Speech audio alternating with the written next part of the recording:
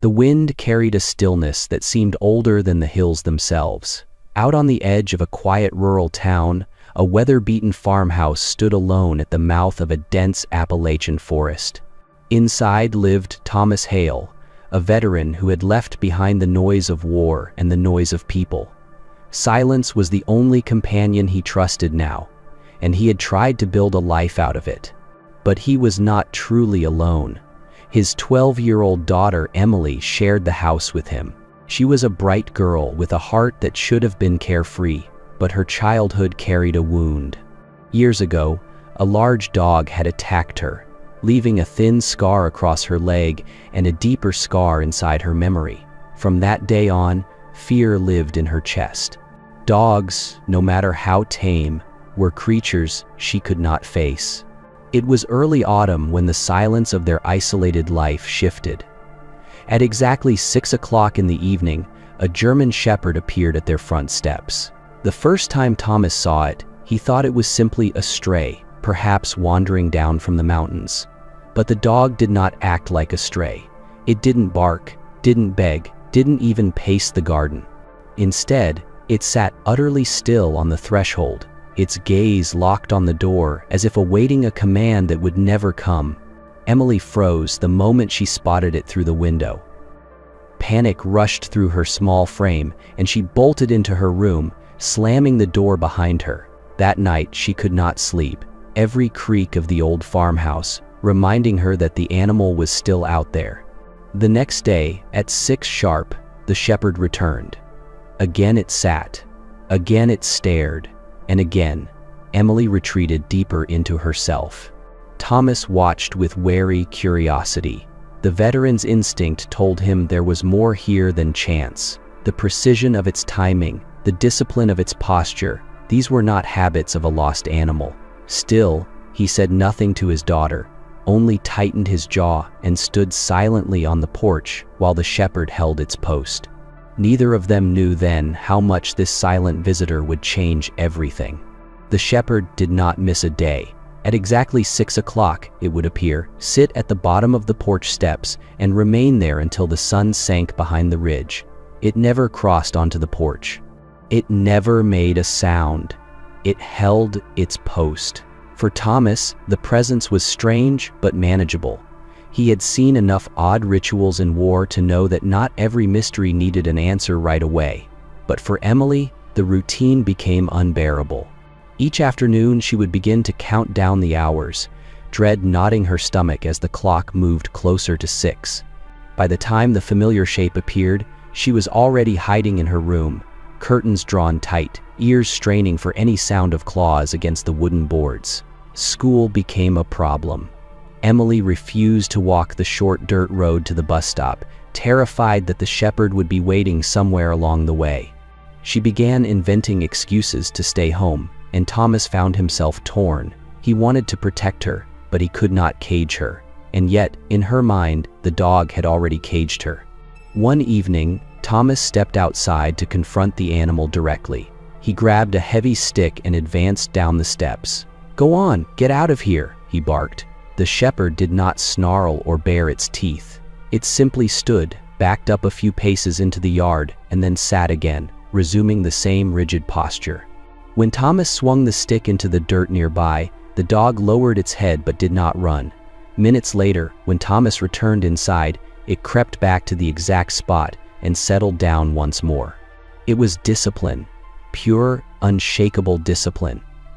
Thomas recognized it instantly, though he could not explain why a dog would display such devotion. Emily, however, saw none of this. To her, the shepherd was a jailer at the gate.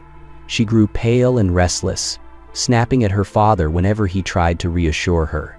"You don't understand," she cried one night, her voice breaking. "It's watching me. It's waiting for me." Thomas wanted to argue, but something stopped him, because in his quiet observations, he had noticed something Emily had not. At times, the shepherd's gaze shifted. Its eyes moved past the door, past the windows, out into the dark line of trees beyond their yard. The dog wasn't always watching the house. Sometimes, it was watching the forest. And that thought unsettled Thomas more than he cared to admit. Days stretched into weeks, and the shepherd's ritual never wavered. 6 o'clock brought the same scene, as dependable as the swing of a pendulum. Thomas tried to drive it away again and again. He shouted, hurled small stones into the dirt near its paws, even fired a warning shot into the air one evening when his frustration boiled over. Each time, the result was the same. The shepherd would retreat just far enough to ease the pressure, then return the moment Thomas lowered his guard. Always the same posture, the same unbroken watch. Emily's fear grew heavier with each failed attempt. At night she dreamed of the dog blocking the doorway, its massive frame a wall she could not pass. In her dream she screamed, but no sound came, only the silent gaze of amber eyes. She would wake trembling, drenched in sweat, and retreat deeper into herself. One afternoon, Thomas stood at the window, arms folded, staring at the familiar silhouette. A question gnawed at him. Why here? Why this house? He had lived through patrols in foreign deserts where patterns meant survival, and this dog's precision smelled of intention. Yet intention toward what? The answer hinted itself one dusky evening. The air was damp, the light fading fast, and the woods behind the farmhouse had begun to dissolve into shadows. Thomas stepped outside, more out of habit than courage, and leaned against the porch rail. The shepherd was already in position, unmoving, but its ears twitched. Slowly, its head turned not toward the house, but toward the tree line. A low, rumbling growl slipped from its chest, barely audible, yet sharp enough to raise the hair on Thomas's arms. He followed the dog's gaze. For an instant, no more than a flicker, he thought he saw movement between the trunks, the quick shadow of someone or something slipping deeper into the underbrush. He blinked, and it was gone. Thomas's jaw tightened. His soldier's mind began cataloging the possibilities: a hunter trespassing, a drifter seeking shelter, or something darker. He wanted to dismiss it, to tell himself it was a trick of the dying light. But the shepherd's continued vigilance told him otherwise. The animal wasn't just watching them, it was guarding them. Inside, Emily pressed her face to the crack of her bedroom door, watching her father through the narrow slit. She saw the way he stood still, saw the way the dog faced the woods. She didn't know what they were both seeing, but she felt it. The house no longer felt like a safe fortress. It felt like a fragile island surrounded by threats she couldn't name. The shepherd held its post until darkness swallowed the yard completely. When it finally rose and vanished into the night, Thomas remained on the porch, his thoughts circling like restless crows. For the first time, he wondered if the dog wasn't the problem at all. Perhaps it was the warning. The first true crack in the mystery came on a damp October morning. Thomas had risen early, moving through the yard with his habitual caution, when something unusual caught his eye near the woodpile. A footprint. It was faint, softened by rain, but too large to belong to Emily and too fresh to be his own. Kneeling, he studied it with the same patience he once used on patrol. The tread was uneven, heavy on the heel, the mark of a boot that had seen long use. He followed the trail across the soft earth, finding more signs: a crumpled beer can half buried in leaves, a torn strip of canvas snagged on a branch. Someone had been circling his property recently. That evening, when the shepherd arrived as usual, Thomas regarded it differently. The precision of its routine, the way its eyes drifted toward the tree line, the low growls he had begun to notice, it all painted a picture he could no longer ignore. The dog wasn't loitering, it was watching, guarding. Still, the knowledge brought no peace. If there was someone out there, the shepherd might not be enough. And worse, he could not make Emily understand. She refused to listen, her fear of the animal drowning out any other explanation. "Dad, it's waiting for me," she insisted, her voice sharp with panic. "Why can't you see that?"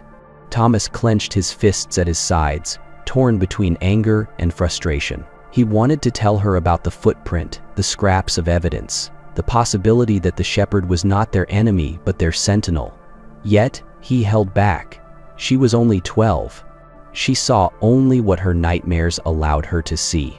And so the gulf widened, a father beginning to trust the silent guardian, and a daughter retreating further into fear. Between them, the shepherd sat at its post, calm and immovable, as if holding its own line in a battle neither of them yet understood. It happened on an afternoon when the clouds hung low and heavy, pressing down on the farmhouse with a silence even Thomas found oppressive. He had gone into town for supplies, leaving Emily alone.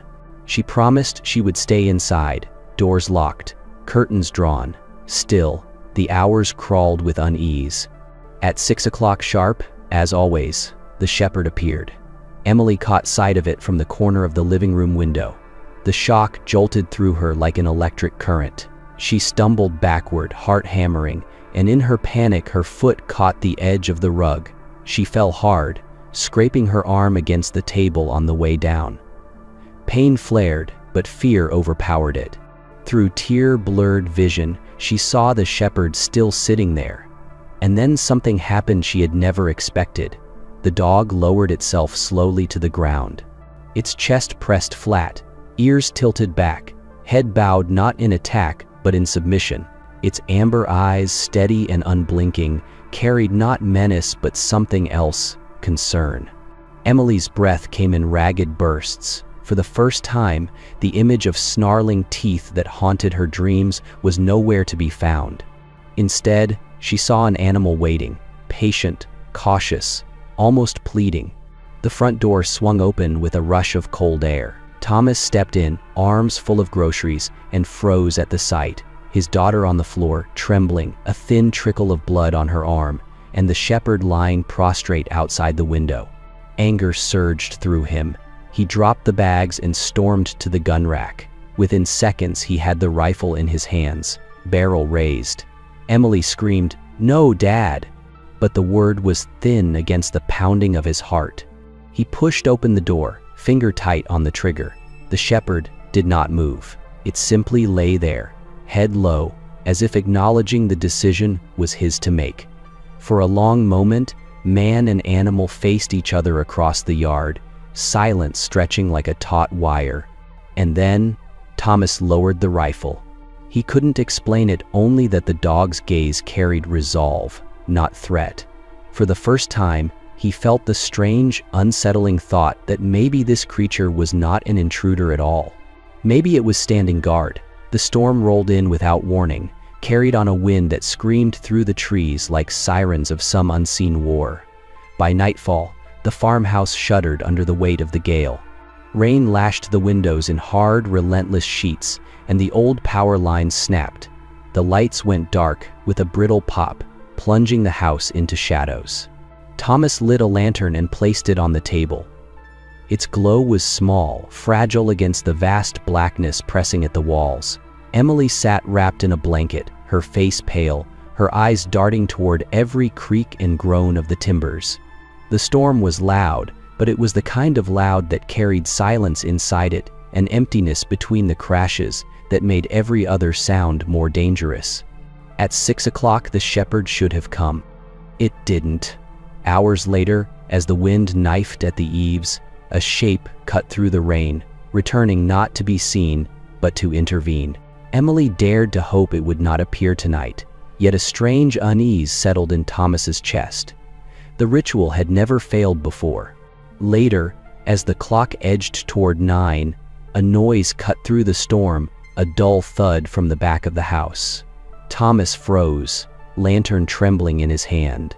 Emily's eyes widened. "Dad?" she whispered. He set the lantern down and reached for the rifle. "Stay here," he ordered. His voice was calm, but his pulse hammered. Moving cautiously, he stepped into the kitchen, then toward the mudroom that opened to the backyard. The storm roared outside, but beneath it Thomas heard something else, the subtle scrape of boots on wet wood. Someone was there. The door rattled. Then it burst inward with a violent crack. A man stumbled through, soaked and snarling. The lantern light revealed a face lined with years of hard living and old acquaintance. Once a drinking buddy from town, now twisted by bitterness and desperation. "Didn't think I'd find you out here, Hale," the intruder spat, eyes wild. "All alone, hiding in your little fortress? You still owe the world nothing like back then? You've got supplies. Hand 'em over." Thomas raised the rifle. "Get out." His voice was iron. But before the man could lunge, a shape streaked in from the dark. The shepherd. It slammed into the intruder with a growl that rattled the walls. Teeth bared, muscles taut, it drove him back against the doorframe. The man shouted, swinging wildly, landing a blow that sent the dog reeling. Blood streaked its shoulder, but it surged forward again, unyielding. Emily had rushed to the kitchen doorway, her scream piercing the storm. She saw it all, the dog she had feared more than anything now standing between her family and real danger, fighting with every ounce of strength it had. Thomas took the chance. He closed the distance, slammed the intruder against the wall, and forced the rifle's butt into his ribs. The man collapsed with a grunt. Thomas bound his wrists with a length of rope, the storm's fury echoing the chaos in his chest. When it was done, silence fell inside the house, broken only by Emily's sobs and the ragged breathing of the shepherd. The dog staggered, blood dripping from its fur, then lowered itself to the floor, eyes still fixed on the bound man as if unwilling to surrender its post until ordered. Thomas knelt beside it, pressing a hand against the wound. "Easy, boy," he murmured, his voice rough with something he hadn't allowed himself to feel in years: gratitude. Emily's small frame trembled as she inched closer. Her eyes, wide with tears, locked on the shepherd. For the first time, she did not see a nightmare. She saw her protector. The storm still howled outside, but inside the farmhouse, something greater had shifted. The enemy was no longer the dog. The enemy had a face, a voice, and it was bound at Thomas's feet. The shepherd, wounded but unbroken, had revealed the truth. And Emily could never see it the same way again. The intruder sat bound in the corner, muttering curses drowned out by the storm. Thomas had dragged him there and left him like discarded baggage. His focus was on the shepherd, who lay stretched across the wooden floor, sides heaving with every shallow breath. Blood matted the fur along its shoulder, but its eyes, those steady amber eyes, remained fixed on Thomas, as if asking silently, "Did I do enough?" Thomas knelt with a rag and warm water, cleaning the wound as carefully as his rough hands would allow. Memories surged, unbidden dusty tents, field dressings by lantern light, comrades whispering last words. He shook them off and pressed gently against the gash. "You held the line," he murmured. "You did your duty." His voice cracked on the word. From the doorway, Emily hovered, trembling. She had never stood so close to the shepherd without her heart racing toward panic. Yet tonight was different. Tonight, fear had given way to something stronger: gratitude. The image of the dog lunging at the intruder, taking the blow meant for her, burned brighter than any nightmare. Her bare feet padded softly across the floor. Thomas looked up, ready to warn her back, but stopped when he saw her face. Pale, streaked with tears, but determined. Step by step she closed the distance, until she was standing at his side. The shepherd shifted, wincing, but did not growl. It only blinked, watching her. Emily sank to her knees. Her small hand trembled as she reached out. For a moment, hesitation froze, her fingers an inch from the dog's fur. Then she pressed forward, laying her palm gently on its back. The shepherd let out a low, tired sigh and leaned ever so slightly into her touch. Something inside Emily unlatched. She sobbed, not from fear, but from release, and bent to wrap her arms around the dog's neck. For the first time since she was a little girl, she touched a dog not with terror, but with trust. Thomas swallowed hard, blinking against the sting in his own eyes. In the middle of the storm, in a house scarred by violence and silence, something new had been born. A bond no fear could undo. The storm passed with the quiet suddenness of all tempests, leaving the world washed clean. Morning light spilled across the mountains, dazzling against the wet earth and broken branches. The farmhouse stood battered, but unbroken, its windows fogged with the heat of the wood stove. Inside, exhaustion hung over the room, but so did something gentler, a fragile sense of peace. The intruder had been taken away by the sheriff at dawn, his curses fading down the dirt road. What remained was Thomas, Emily, and the shepherd who had bled for them. The dog rested on a blanket by the hearth, bandaged but steady-eyed. Emily knelt beside it, stroking the thick fur with a tenderness Thomas had never seen in her before. "He's not just a dog," she whispered. "He's our friend." Her small hand lingered on the animal's head.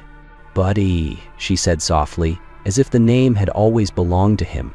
The shepherd Buddy lifted his head at the sound, tail brushing weakly against the floor. Later, as the sun dipped toward evening, the three of them sat together on the porch. Thomas in his old chair, Emily curled close with Buddy at her side. The yard, once a place of fear, now felt like sacred ground. Emily leaned her head against Buddy's shoulder, her eyes closed, a faint smile tugging at her lips. Thomas watched them both, his chest heavy with something he had not felt in years, the weight of belonging. For a long time, none of them spoke. They didn't need to. "Tomorrow," Emily said, she would walk the short dirt road to the bus stop, Buddy at her side. The silence between them was no longer the hollow silence of fear, but the gentle, steady quiet of home. Thomas let out a long breath, the kind that carries a man from one life into another. He thought of the long nights, the battles within, the ghosts he could not silence. And then he looked at his daughter, safe at last, her arms wrapped around Buddy, and he understood. Sometimes the things we fear most arrive not to destroy us, but to heal us.